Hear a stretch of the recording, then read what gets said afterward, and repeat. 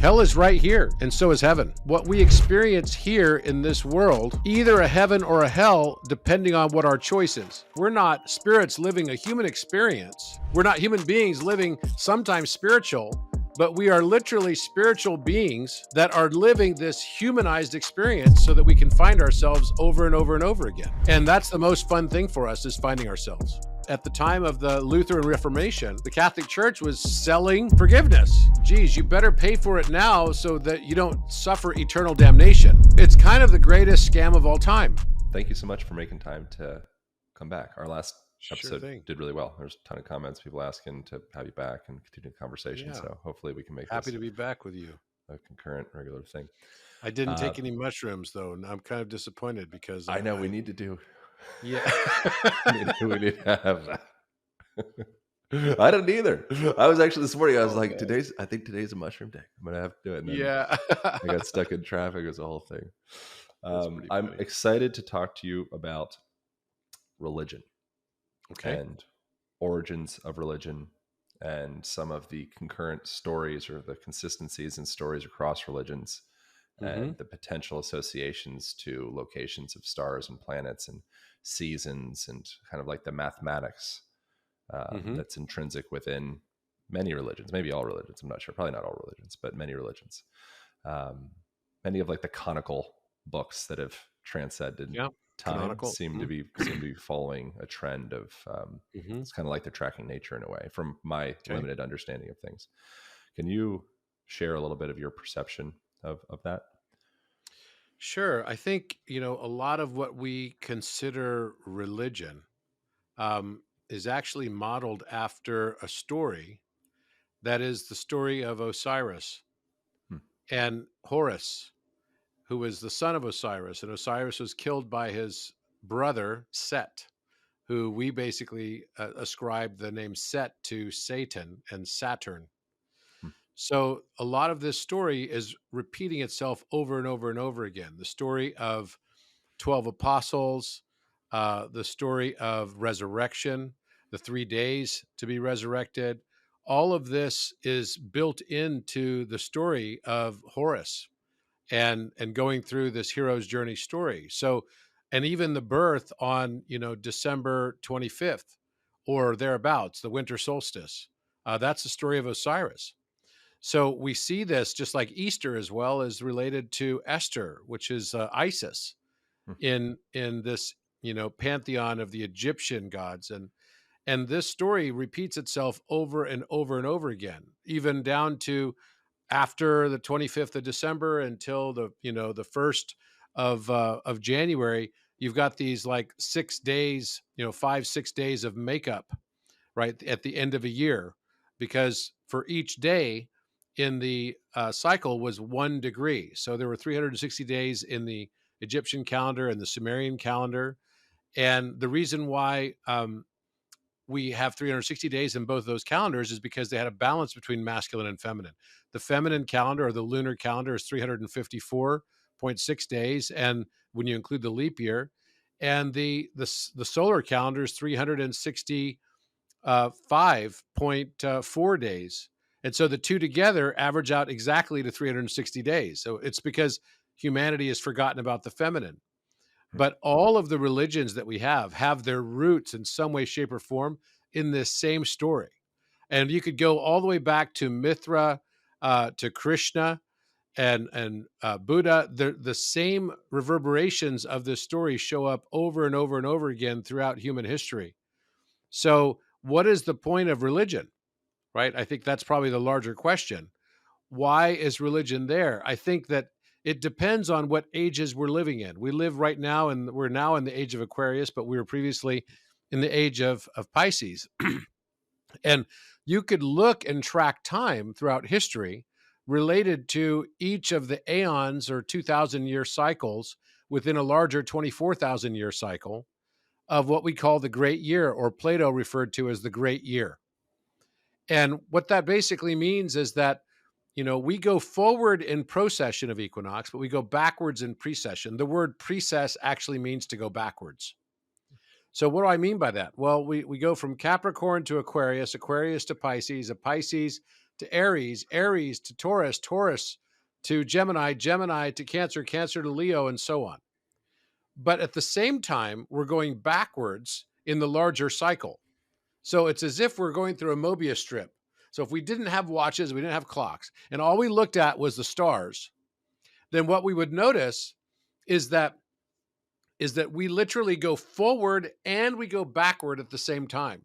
So that's why we went from Pisces to Aquarius, because if we were going forward in the equinox cycle, just as we do on an annual basis, on the great year basis, then we would have gone from Pisces into Aries, not into Aquarius, right? So we go backwards at the same time we're going forwards, because the true nature of time is that it loops.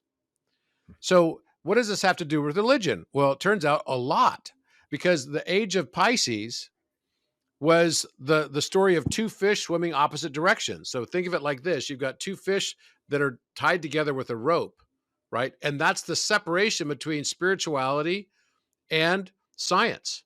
So we have this age of science, we have this age of spirituality the last couple thousand years, and we're going opposite directions. Well, what is the other symbology? The prior to that period of time, which was exactly around the time of Jesus' birth, 2,000 years ago, what's called the meridian of time.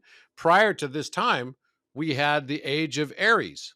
So the age of Aries is represented by the ram, and the ram is also representing Mars and wars.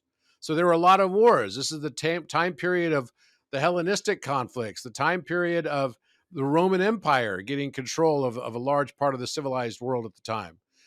The battles between, Persia and the Assyrians, and all of these different movements that were happening around the Middle East and around the known world at that time. But at the same time, it was a period of sophistication, because the opposite sign in the zodiac from Aries is Libra, and Libra is the balance scales. So this represents learning, it represents governance, it represents justice and mercy. It represents all these different factors that also started finding their roots in the city states of Greece, like Athens, all the way to the Senate formation and the representative democracies and the Republic that basically was, formed out of the Roman Empire. So when you start looking at all this, you say, oh, so all it was really doing was following the zodiac. Yeah. And in the time of Moses, which is also during the time of Aries, right? The period, or the 2,000-year period of Aries, they put lamb's blood on their doors at Passover. So the Hebrew name is Pesach. And Pesach, you have to put lamb's blood on your door, or the blood of the ram on your door, so that the destroyer would pass over your door and not take your firstborn child. And this is what is celebrated from the story of Exodus, which is the story of Moses taking the children of Israel out of the land of Egypt, out of their captivity. But then when Jesus comes, everyone's like, oh, let's do something with the ram or the lamb. And even Isaiah referred to the Lamb of God as the coming of Jesus coming forward, in 600 BC. But by the time Jesus comes, he says, no, I shall make you fishermen of men. I shall make you fishermen of men. And he's referencing that they're in the age of Pisces. And the symbol for Jesus is the fish, because it represents Pisces. And his mother was a virgin mother, the Virgin Mary. So we had the backdrop, or the opposite sign is always in the shadow consciousness. So this is why we've celebrated the Virgin, and we've vilified things like, divine union, sexual union. So much so that certain religions decided that it's better not to get married at all. It's better not to even have that type of union. Let's have a total separation. And it's all the dualities coming out of the Piscean. The Piscean would be the era of Pisces. So each of these periods called an aeon. So what we're really doing is we're conforming to a musical system where there are actually 24 notes in a scale and 24,000 years, and a different note for every 1,000 years. So we're almost like in a music box dancing to this backdrop of the play, and the backdrop and the sets are changing every 2,000 years. But the storylines are remaining pretty similar because we're in these repetitive patterns. It's just we have a different backdrop. This is part of this game of life that we're basically living. And a religion has tried to contextualize this and to put it into all these things that they've been in place for so long now, we've probably even forgotten why they existed the way that they do. That they were an amalgamation of pagan worship. They were an amalgamation of, early Christianity, but then also combining what we would consider today philosophies of enlightenment, Buddhism and Taoism. All of these are getting amalgamated into one. And then the best business model in the world, besides selling water, the most abundant resource on planet Earth, is water, right? And yet, if you can make everyone believe that it's scarce by packaging it in bottles and saying you're going to run out of that water, even though it's a self-contained system, it's impossible to run out of water on Earth, because every time we drink water and then we excrete and expel that water, it ends up becoming water again, right? It's a self-contained closed loop system. There's more water under the surfaces of what we would consider our oceans. There's an estimated 4 times as much water inside the Earth's crust and mantle than on the surface of the Earth. We're literally the blue dot because we represent water. So when you think in those terms, like, how did water become so expensive? I was just in Miami. It was like $20 for a bottle of water. Are you kidding me? It's the world's most abundant resource. And so all you have to do is trick people and make them believe it's scarce, and you could sell it for a lot of money. You could do that with air also. You could start going around. I mean, in countries like Bhutan, they actually charge a tax on everybody for clean air because you could breathe in the air there. And so because the air is so clean, you should pay a fee for that. But the same is also true with spirituality. Because what religion has figured out is, how do we make it proprietary? How do we first originally claim that nobody else can have this information except for us? And then we're going to basically package it up to make it really valuable. And as we saw, at the time of the Lutheran Reformation, the Catholic Church was selling forgiveness. Let's package forgiveness, which is also free, by the way. And you start selling people on this notion that, geez, you better pay for it now so that you don't suffer eternal damnation. So it's kind of the greatest scam of all time, is to be able to package something, make everyone believe that it's scarce, and then your sales go really well. And spirituality has been packaged in the same way as water, and in certain cases like air and oil and everything else that we are told is scarce when it's actually entirely abundant. Seems like the balance between unicity and duality, that dichotomy, it seems like, and I imagine it's a healthy dance, like that balance between the two. It's probably holding us together in some way, because if we were just in the one reality that everything is interconnected with everything, you probably wouldn't maybe have as much intention to have, take care of your home or take care of your body or any of that. You just kind of are a blur into everything. Yeah. But it's interesting. Something else that I thought in researching you that I gathered from you is the number of seconds in a day, 86,400. Yep. And the relationship of that to the sun.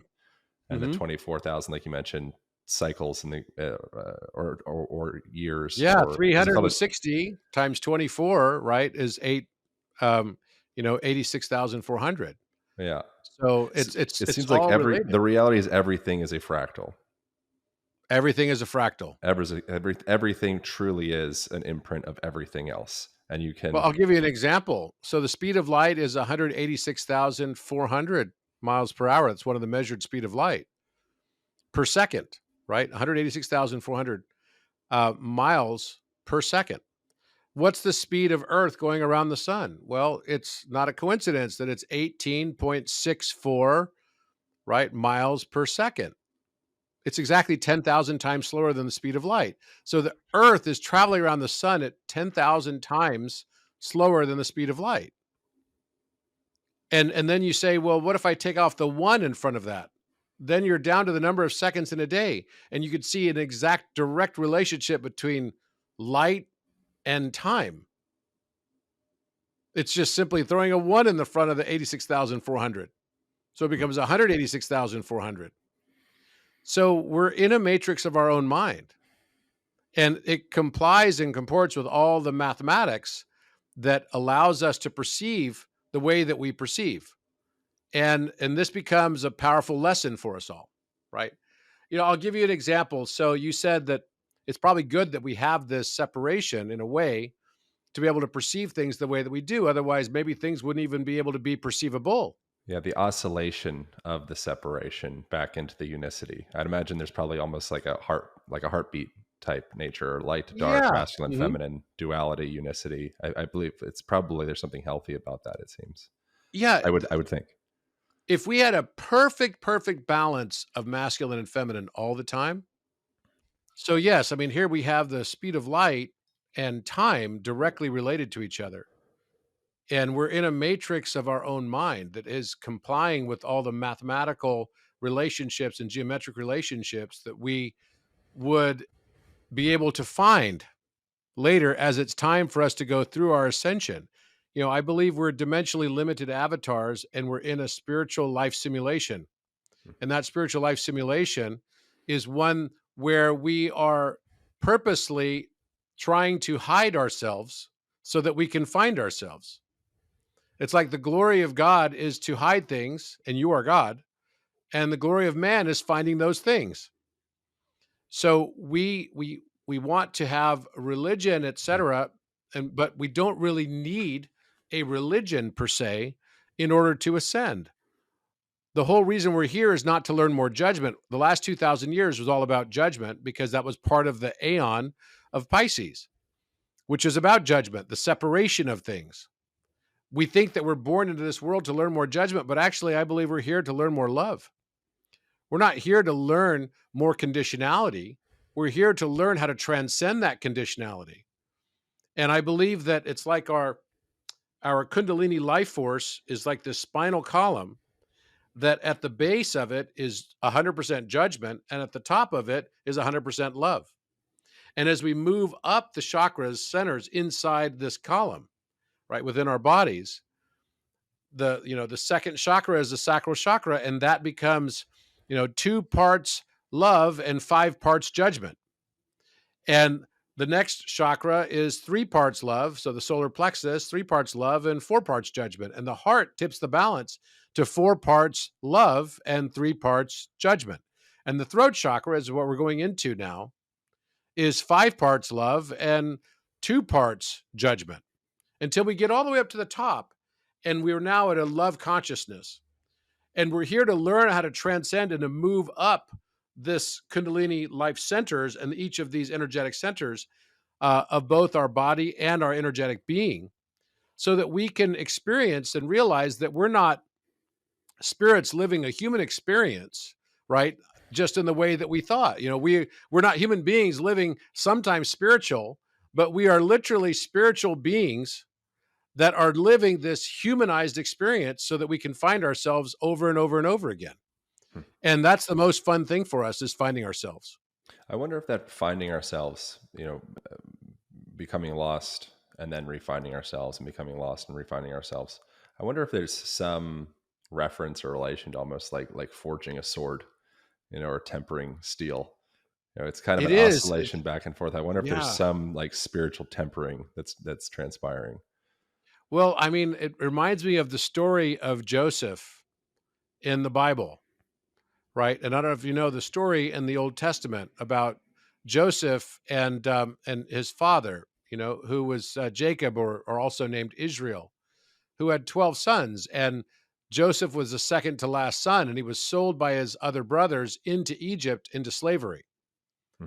And what happens is he ends up becoming a trusted advisor of the Pharaoh in Egypt. And so he becomes wealthy. There's a whole story about him and Potiphar's wife and all the stuff that comes along with this. But then finally, he interprets a dream and says there's going to be 7 years of feast and 7 years of famine. And we need to be able to understand the 7 years of feast and famine. So let's prepare for the famine, and let's save up in our storehouses all the extra grain that we have. And then finally, Isaac and, it was Jacob, they end up getting so poor. They're in the 7 years of famine, and so they end up having to go to Egypt to find food. And then they find their son that was the lost son, right? But this is the son that was lost, but then was found, right? And this story is one that shows up over and over and over again in so many different places in religious texts. The story of being lost and then finding ourselves, or finding the lost one, right? The lost of the tribes of Israel, right? Whatever you want to refer to it, there's something about being lost and then being found that I think is very profound, because it references us losing ourselves into this matrix game and then finding ourselves through going through the process of understanding these series of awakenings within us that turn our pain and suffering into purpose and the gold of soul evolution. What is hell? Hell is right here, and so is heaven. In my view, what we experience here in this world is either a heaven or a hell, depending on what our choice is. There are many people that live in this world and perceive it as an absolute abject hell. And there are other people that could have the exact same things happen to them. Like literally, you and I could both have, let's say we're born brothers, twins. We have the exact same parentage. We have the exact same experiences. We have the same socioeconomic background. We have the same biases even that are basically drilled into us, but we have different personalities. And so I see the world in a more, negative light, and you see the world in a more positive light. You might experience an entirely different existence of life from me. We see this with siblings all the time. It reminds me of the story of the Ronald Reagan used to tell, which is the story of the two little boys at Christmas. They were the same age. They were twins. And a psychiatrist is asked by the parents why one of their boys is so pessimistic and why the other one is so optimistic. And so he sets up this little sort of experiment for them on Christmas morning, where he fills one room in the house with all the very best toys. And then he takes the outhouse, which is like out in the barn, and fills it with horse manure. And he takes the little boy that's the pessimist, and he swings open the door. He says, "Merry Christmas, all this is yours." And the little boy is like burst into tears crying. He says, "What's wrong?" And he says, "Oh, people are going to steal my toys. I'm going to break them. They're going to get lost, and I'm going to be sad." Then he takes the other little boy, who's the optimist, to the outhouse, opens the door full of horse manure. And the other little boy, the optimist, says, "Oh, goody, I'm so happy." And he says, "Why are you so happy?" He says, "Well, with all this manure, there's got to be a pony in here somewhere." This is exactly how you could describe heaven versus hell. We live in our own conditioning biases, and whatever we believe we're going to experience is what we do experience ultimately. And this is the challenge of life. So some people will be able to see that the things that were bad that happened to them were actually just stepping stones to help them perceive and realize their own divinity. Hmm.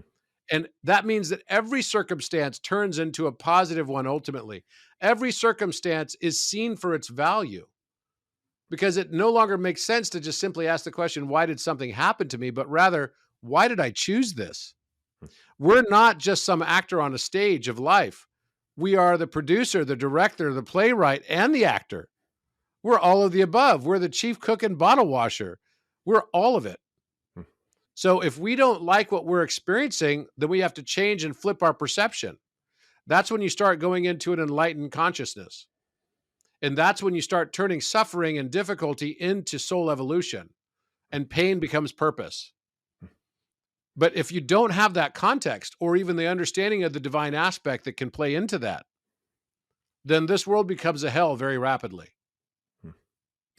It's interesting. It seems like there's a lot of hell mixed in with a lot of the way that the religions have produced themselves or have been developed over the years. Like the origin of it seems like it's from a place of ease and equanimity and love and connection, and then the when it starts to become like a team and like a corporation and a company, it seems like there's a little hell sprinkled into that, and some selfishness starts to transpire and some greed starts to transpire.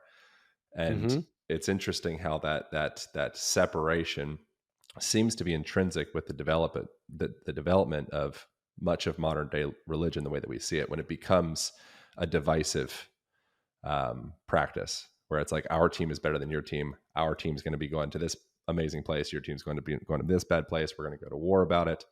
And then at the root of it, actually, like, why does that happen? Is that like the developers, the people that got their hands on religion in the first place, they were kind of lower down on Maslow's hierarchy somehow, or they had some like deep root trauma that they weren't able to deal with, and they felt insecure and unsafe in the world, so they were endlessly seeking power? Like, what's the origination of religion kind of going a little sideways? Well, I mean, you might be surprised by my answer. We are the origination for it, Mm-hmm. because we all have certain aspects within ourselves to create our universe around us that represent our insecurities, the things that we need to, that we desire to learn to overcome and to learn to transcend beyond. So that creates the backdrop for us. The backdrop also of the zodiac. It depends on what time horizon you're in as to what the backdrop is going to be. In certain time horizons, like now we're going into the age of Aquarius. The age of Aquarius is not two fish swimming apart, tied together by a rope. It's not this separation between science and spirituality. In fact, it's the Egyptian character for water.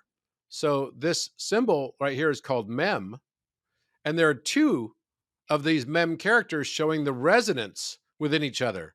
So resonance is now going to be the thing that matters. And so it's like science and spirituality work together.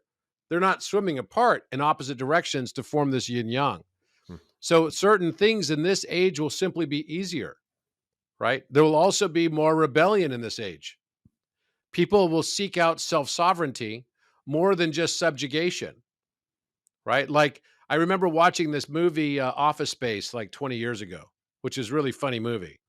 And there's a guy in there who's like, they're all kind of geeks that work in Silicon Valley, and they would go and they had this copy machine they hated, so they took it out to a field and just beat the shit out of this thing, like tore it up and everything. And then there's like interviewing. There's this one scene where there's this like Syrian worker who's working in there, and he lives in a cubicle all the time. And the guy that's sort of the instigator, rebellious guy, says, "Do you really want to spend the rest of your life, the next 20 years in this cubicle?" And the guy's answer, instead of being like, "Who wants to be in a cubicle for 20 years? Let's be real," right? His answer was, "I can only dream of such job security." So what happens to us in life is not actually what happens to us. It's what we believe happens to us. We have total control over our experience. We have total control over how we react to the stimuli that come into our life. It's just a show of light and sound, and how we respond to it is what defines our reality. What do you think of aliens? Like, I think what that, are aliens, and why do they happen to be coming into consciousness now in such a because we're advancing. I think it's part of, like, okay, so imagine you're going through these chakras. We're at the time chakra right here, which is the heart, right? Which is the fourth dimension. We're going in the fifth dimension. Part of the fifth dimensional experience is like up leveling into a new game.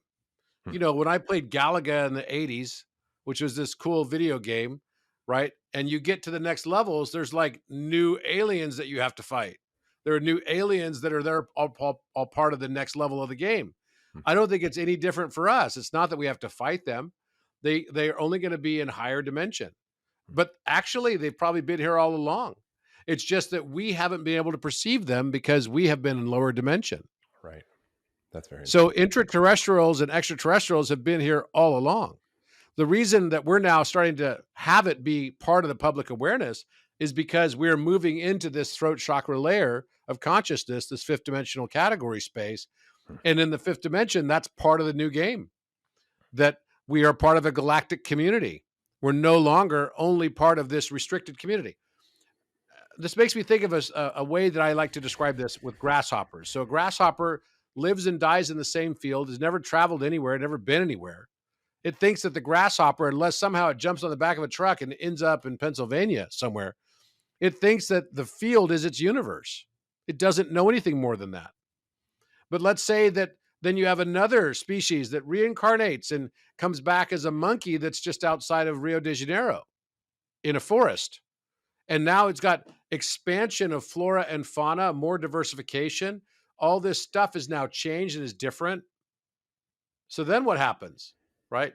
Now it's got an expanded consciousness. There are people that are showing up in his world. Maybe he's even heard that there's these human beings that live over this mountain, but he's never maybe seen one.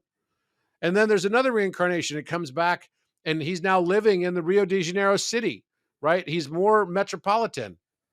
And he might have even traveled the world. He may have even seen different types of, races and all the different people in the world in a very, significant melting pot. Oh, we're having an earthquake right now. Really? Yeah. Whoa. Epic. We just had an earthquake. Cool. Eden, we had an earthquake, right? I heard her say, that's an earthquake. Yeah, we had an earthquake. That's good. But that always like trips people out from Texas, because it's like pretty common here.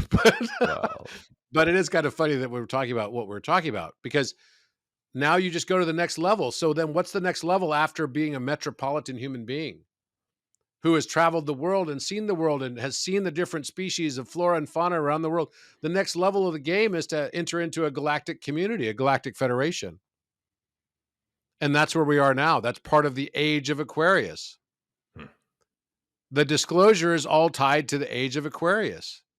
It's all part of the next level of the game. That's very interesting.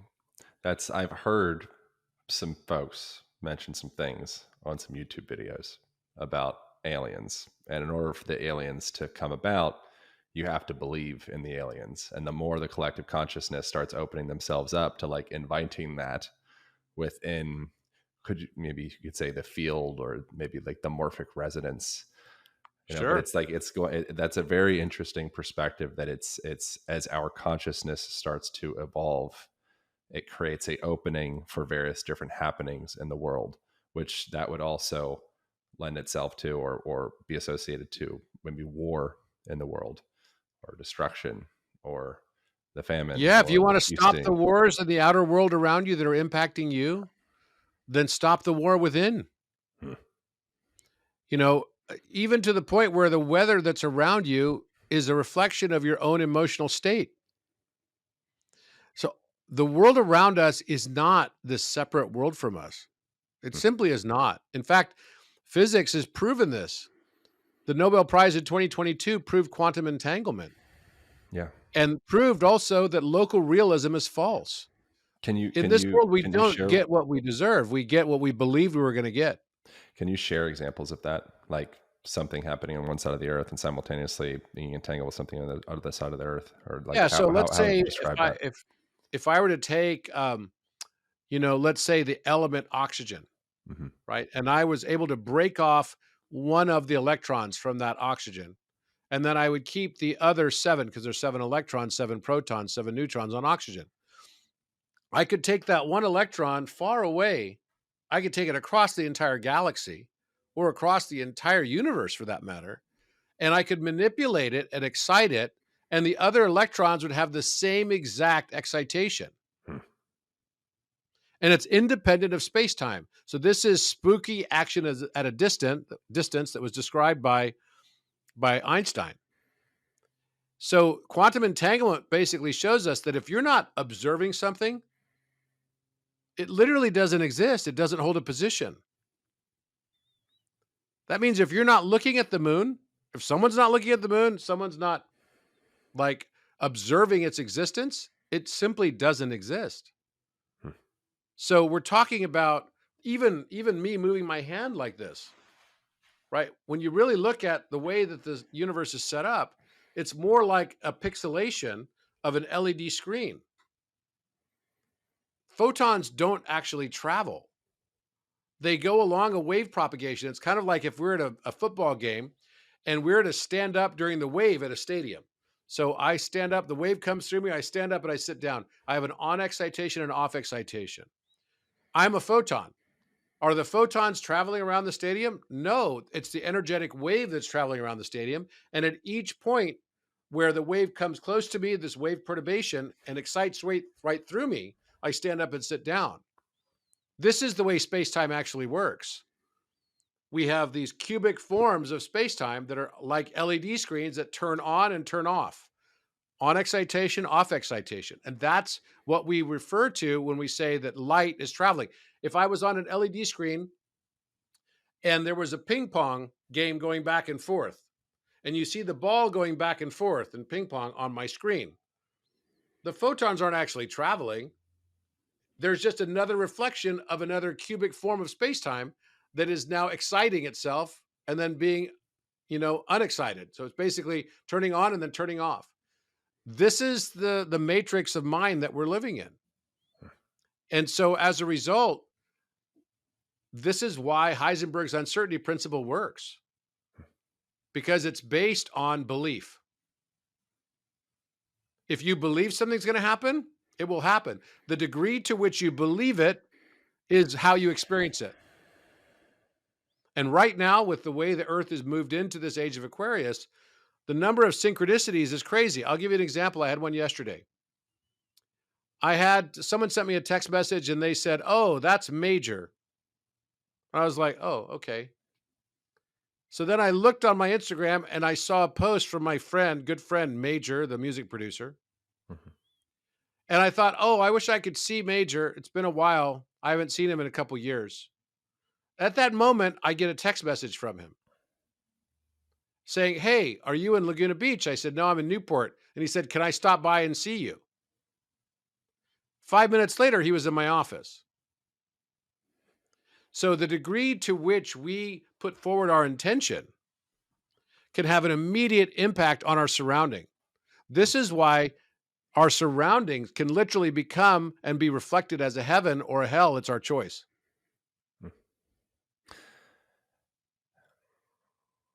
Are we more or less entangled with different aspects of the world or different individuals, like cutting cords in relationship to twins, a mother and a daughter, strangers? How does one parse the level of entanglement within individuals and also within the world? Or does that make sense? You understand Yes, it the does. question? And as we move up into different states of awareness, our friends change. Hmm. Because imagine that you have a frequency and your frequency that you're emanating out from your body is informing the entire world around you at a subconscious level. You're not in a universe, you're in a U inverse. Hmm. And so as you start out your life with maybe lower frequency, then the types of friends that showed up in your life are going to be consistent and parasympathetically consistent with that frequency. And as you raise your frequency, then the friends that show up in your life and those friends that also fall away from your life will be directly as a result of that parasympathetic frequency matching of resonance. So this is where, if you believe you have a deeper energetic tie, like between twins, whatever, you absolutely will. And of course, twins will believe that because they're born together. And so then there will be a higher energetic tie. What we believe is what we get in this life. Now, you might say, well, wait, Robert, I tried to believe on my vision board the boat that I wanted to get when the Amway salesman came to my house and said, you could have a boat, if you start selling Amway. Well, the thing is that we don't realize that if you put something on a vision board and you say, I want that thing, whatever that thing is, You're creating separation. you're creating separation from you. Yeah. So the only way for you to manifest that thing is to feel as if you already have it, to feel as if it's already there. Would you be able to If scientifically explain manifestation? Yes, it's a function exactly of sympathetic resonance. Hmm. So I have these. You've seen these crystal bowls, right? And like the bowls of like Tibetan bowls. Sure. So I have a whole set of these Tibetan bowls, and just outside my office out here. And it just so happens that when I bought these bowls, they had the exact same resonance frequency as the fire alarm system in the building. So when I start to play this bowl, I hear the fire alarm system ringing. Hmm. Now, it's not like going, brrr. It's like I just hear it faint ringing. right? Or if I take one of the bowls that's like an F note and it's a big bowl and I start playing it around my piano, the F note on my piano will start resonating. Yeah. It's the same thing with law of attraction and manifestation. So the frequency that you are living at is sending out a resonance, and that's what's showing up in your field. And all the things that are consistent with that frequency, and our brains are not hard drive storage units as much as they are actually radio receivers. We have a higher self that's the conceiver. We have a brain that's the receiver, and we have our conscious mind, which is the perceiver. And this is exactly, I did a podcast recently with Daryl Anka, and he said that's how Bashar describes it to him, and I liked it so much. So it's a very powerful concept when you start realizing that you literally have control over the world around you. There's nobody in this world to blame but you, and that's why I love this poem by William Ernest Henley. Out of the night that covers me, black is the pit from pole to pole. I thank whatever gods may be for my unconquerable soul. In the fell clutch of circumstance, I have not winced nor cried aloud. Under the bludgeonings of chance, my head is bloodied, yet unbowed. Beyond this place of wrath and the tears looms but the horror of the shade, and yet the menace of the years finds and shall find me unafraid. It matters not how straight the gate, how charged with punishments the scroll. I am the master of my fate. I am the captain of my soul. What we perceive around us is what becomes our reality. Yeah. You want to change your world, change your perception of your world, and then be the change that you want to see in the world. If you want to see more love, be the love. You want to see more compassion, be the compassion. You want to see more diligence, be the diligence. And Why? this is why we're here. We're here to experience this and to remember who we are and why we chose what we chose. Why are people? I know you have to go in like 90 Mhm. seconds or something like that. Yep. So why are people? I have more questions. Why are people, oftentimes, myself included, probably you in some aspects of yourself, most people Sure. can have fear of taking full responsibility for themselves? And why are we afraid of our potential? Why are we afraid of how powerful we can be? I think that's probably one of the most powerful statements you could say. Because, I mean, you are a performance coach in a way, Hmm. right? That's kind of what you do. You help people with their performance. And the greatest enemy for everybody in their performance is always the enemy within. Yeah. It's a mental game. It doesn't matter what type of competition you're going into. The biggest competitor is always the competitor within yourself that has the self negative narratives that tell you you're not good enough. Your own belief systems that then create these reflections all around you of not being good enough, putting you in scenarios of not being good enough. It's a lot easier for us to blame other people than it is to take full responsibility for who we are and what we've become. But that's actually the backdrop we created so that we can transcend out of it. It's a lot easier and it's a lot harder simultaneously, like significantly Yes. harder, like a lot harder. Yes, it is. It is. But it's like everything else, right? It's like when you go to AA and the 12-step program. The first step is overcoming the denial. That's why you have to say, I am an alcoholic. Hmm. I used to think that I was collecting facts in my life when actually I learned later that I was collecting facets of a larger prism of truth. And the only way I could actually wrap my brain around a larger truth altogether would be to perceive and see all possible perspectives of that truth. I think that's why the one divides itself into the many so that it can perceive itself through our unique eyes of perception, so that we can continually find ourselves, find our divinity within and why we chose what we chose over and over and over again. And ultimately, all this information feeds a larger intelligence for the universe, which is like an AI that's becoming more and more intelligent all the time. I don't really believe in the term artificial intelligence because all intelligence is intelligent. But what I do believe is that we can raise our consciousness and perceive ourselves differently. And by so doing, we do end up fulfilling that prophecy. It becomes self-fulfilling. Awesome. Thank you so much. Hopefully we can Thank do this you. again and, Absolutely. have a couple mushrooms before for Yeah, old time's definitely sake. next time we'll do that. Is there any place that people can be pointed from here to go? Is there anything that can be Yeah, so shared you or could go to directions or anything like Robert Edward, just robertedwardgrant.com, Robert Edward Grant on Instagram, all the different places, that I do my stuff. I've got a YouTube channel as well. I also, like you, have a podcast called Robert Edward Grant, Think Tank, and where I have a weekly podcast and bring great guests on. that? Awesome. And I'm about to do a podcast with the famous Robert Gilbert, who I'm very excited to have a discussion with today. And so I want to thank you, Aaron, for all of your work into raising consciousness. It's not easy to be in a position where you tell people, hey, you're in control of your own world. But we all really are. And I think it's the most powerful thing is that if we were going to make a game, this is actually the most genius of games. It's incredible. Yeah. Yeah. Forget that you're dreaming.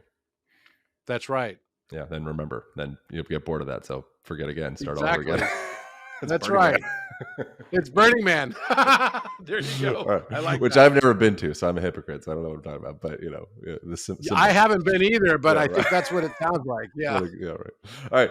Thank you all so much for tuning in. Good to see you, my friend. See you next week.